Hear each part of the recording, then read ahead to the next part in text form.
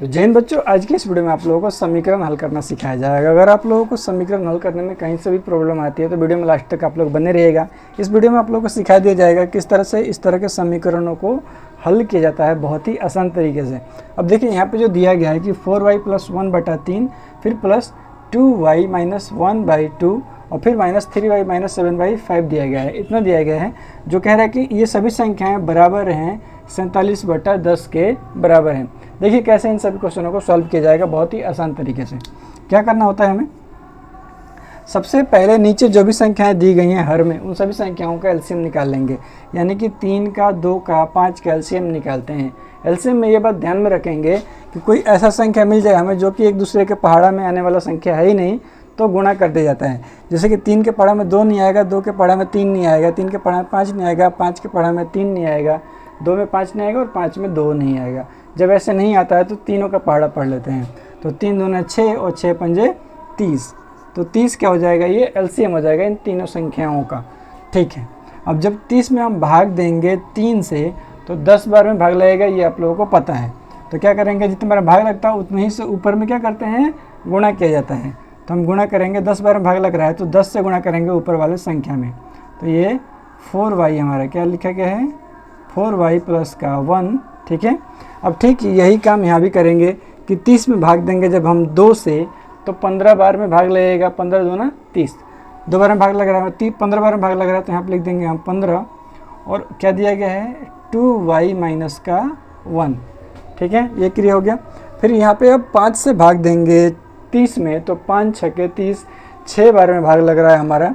तो यहाँ पे लिखेंगे हम -6 और जो संख्या दिया गया है उसको कोष्ठ में वैसे ही रख लेंगे, 3y - का 7 और ये कोष्ठ का हमारा बंद हो गया। बराबर के बाद क्या दिया गया है, 47/10। तो यहाँ पे लिख लेंगे हम 47/10। यहाँ तक तो ठीक है। अब आगे चलते हैं और आगे देखते हैं। ये जो 30 है इस 30 को उठाएंगे और बराबर के बाद भेजेंगे तो यहाँ पे भाग में है तो बराबर के बाद जाएगा तो वो गुणा में हो जाएगा। ठीक है, तो इसको उठा करके हम क्या कर देंगे, भेज देंगे यहाँ पर गुणा में। तो 30 आ गया यहाँ पे गुणा में। ठीक है, अब इसको हम क्या करते हैं, हल करते हैं। ठीक है, तो क्या हो जाएगा, कोष्ठ के बाहर वाले संख्या से कोष्ठ के अंदर वाले संख्या में गुणा किया जाता है। तो कोष्ठ के बाहर 10 है तो 10 से इन दोनों में गुणा करेंगे, वैसे ही 15 से इन दोनों में गुणा करेंगे, 6 से इन दोनों में गुणा करेंगे, लेकिन प्लस माइनस का ध्यान रखते हुए। अब देखिए 10 से जब हम गुणा करेंगे 4y में तो 10 × 4 = 40 हो जाएगा। ठीक है, और y है तो y साथ में ही रहेगा।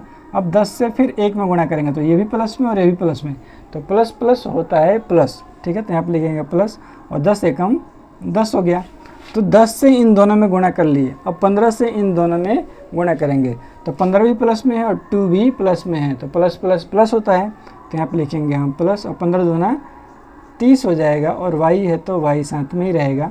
अब ये प्लस में और ये माइनस में, तो प्लस माइनस माइनस होता है, एक प्लस हो एक माइनस होता है, प्लस माइनस माइनस होता है। देखिए मैं यहाँ पे लिखता हूँ, तो ये plus plus minus minus plus minus या फिर माइनस प्लस। जब भी दो संख्या एक जैसा रहेगा तब तो वही संख्या सेम हो जाएगा। जैसे प्लस प्लस है तो प्लस हो जाएगा, माइनस माइनस है तब भी प्लस हो जाएगा, लेकिन इसके सिवाय कुछ भी होता है तो वो माइनस होगा। प्लस माइनस है तो माइनस और माइनस प्लस है तब भी माइनस। ठीक है, इतना ध्यान में रखना होगा आप लोगों को। अब जब 15 प्लस में है और 1 माइनस में है तो प्लस माइनस माइनस हो जाएगा। तो यहाँ पर लिखेंगे माइनस और 15 में 1 से गुणा करेंगे तो 15 एकम कितना हो जाएगा, 15 हो जाएगा। ये हो गया। अब इस -6 से इन सब में गुणा करेंगे तो माइनस यहाँ पे 6 जो है माइनस में है और 3 जो है ये प्लस में है। किसी संख्या के आगे कुछ भी नहीं लिखा रहता है तो आप माइनस का चिन्ह छुपा होता है। तो माइनस में 6 है और 3 जो है प्लस में है, तो एक माइनस वाला संख्या और एक प्लस वाला संख्या जब गुणा करेंगे तो 3 × 6 = 18। तो यहाँ पर लिखेंगे माइनस का 18 और y साथ में, तो यहाँ पर हम y लिखेंगे। ठीक है, अब यहाँ पर -6 और माइनस का 7, जब माइनस माइनस वाला संख्या 2 गुणा होता है तो प्लस में आता है। तो यहाँ पर लिखेंगे हम क्या चीज़, प्लस और 6 × 7 = 42। तो यहाँ पे हम लिख दिए 42। ठीक है, अब बराबर के बाद में ये 1 0 से 1 0 क्या हो जाएगा, ख़त्म हो जाएगा। तो यहाँ पे हो गया 47 × 3। ठीक है, अब यहाँ पे आ जाते हैं तो यहाँ पे देखेंगे कि ये 40y फिर ये 30y और फिर यहाँ पे 18y, जितने भी y वाले संख्याएँ हैं सबको एक जगह करेंगे हम। तो 40 और 30 कितना हो जाएगा, तो ये हो जाएगा हमारा 70 का y और इसमें से माइनस होगा 18 का y। ठीक है, फिर यहाँ पे दिया गया है 10, फिर यहाँ पे दिया गया है 42 और यहाँ पे माइनस का 15। इन सबको एक जगह करेंगे क्योंकि इनमें y नहीं लगा है। तो ये 42 और 10 कितना हो जाएगा, 42 और 10 हो गया हमारा 52, जिसमें से -15 हो जाएगा, ठीक है। अब बराबर 47 गुणा 3, ठीक है।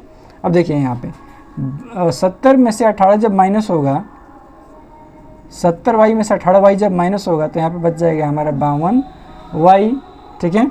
अब यहाँ पे जब 52 में से 15 माइनस होगा, 52 में से 15, तो 12 में से 5 गया तो क्या बच जाएगा हमारा 7 बचेगा, और यहाँ पे बच गया 4, 4 में से 1 माइनस होगा तो बच जाएगा हमारा यहाँ पे 30। यहाँ तक तो समझ में आ गया होगा।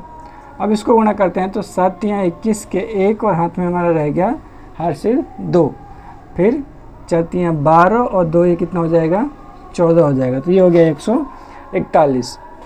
अब इसको हल करेंगे हम तो क्या करेंगे 52y, अब बराबर के बाद में जब इस 37 को भेजा जाएगा तो 37 यहाँ पे प्लस में है और बराबर के बाद जाएगा तो वो माइनस में हो जाएगा। तो ये क्या हो जाएगा 141, और ये बराबर के बाद जाएगा तो ये क्या हो जाएगा माइनस का 37, ठीक है। तो ये कितना हो गया, ये हो गया 52y बराबर 104, 52y बराबर 104, सही से लिखते हैं 52y बराबर 104। अब यहाँ पे हमें y का मान ज्ञात करना है तो हम लिखेंगे हम y बराबर कितना है 104, और y यहाँ पे 52 जो है y के साथ में गुणा में था, अब बराबर के बाद जाएगा तो भाग लगा देगा।